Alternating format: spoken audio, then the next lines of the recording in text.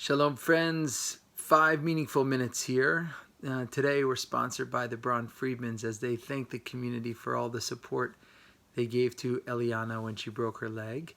So thank you so much. A little thought on the Parsha I wanted to share.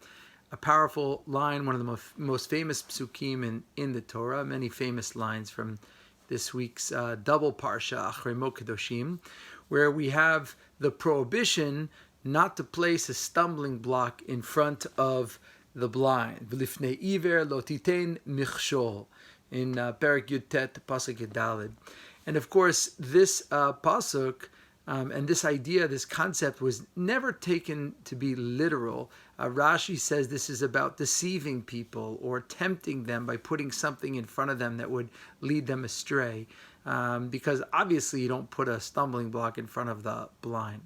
But I've often thought about this pasuk differently, in the sense that sometimes actually we are all blind, and in fact a stumbling block might actually help us remove the blindness, be able to stumble over something and see with new clarity. And what do I mean by that? I think there's some powerful examples of literal stumbling blocks that are created to help us see differently.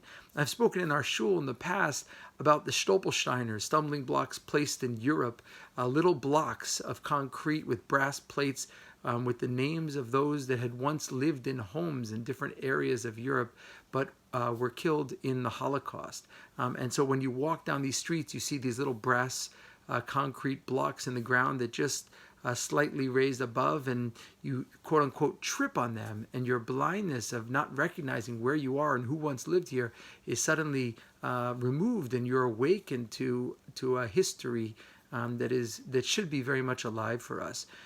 Or the southern wall steps of the Kotel, which archaeologists have discovered were built irregularly. Short steps, long steps, short, long, short, long. It's not clear why you have such irregular steps. All you're going to do is trip over them as you go up to the Beit HaMikdash. Exactly, say the archaeologists and the sages, that perhaps the idea was that you had to trip on your way up to the Beit HaMikdash. You couldn't just run into Har HaBayit. You had to be thoughtful and conscious of where you're going. Your kavanah had to be ready for this grand moment.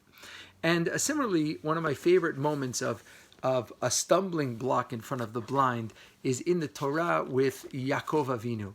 Yaakov says he encounters Vayifgava Makom. He encounters a place and sleeps there, and he takes the rocks of that place, puts it under his pillow, and sleeps there at the night. And he has the dream of the angel back in Breshit Perek Chavchet.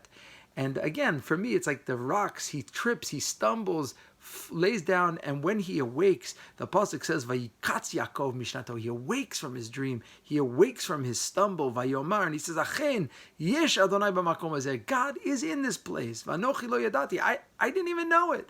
Vayirah, he trembles. Vayomar, ma nora makom hazeh. How awesome is this place? Ein zeki im bet Elohim. Is this not the house of God? V'zeh shar shamayim, and the gates to heaven.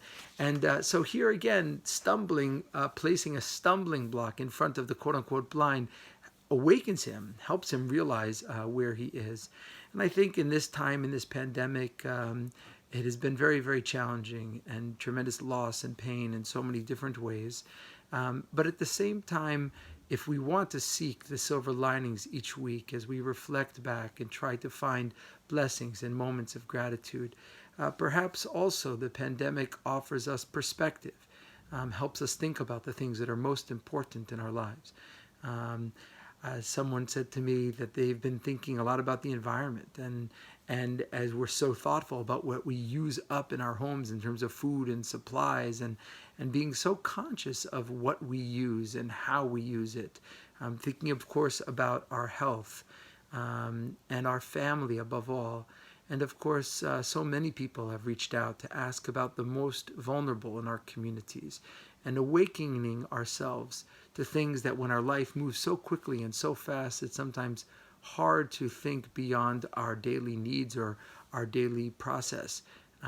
But being given the chance to stumble, and I wish it wasn't stumbling so hard, but even then, to open our eyes and see what more we can be doing and what more we can be thinking about as we share this holy journey together. Shabbat Shalom, everyone.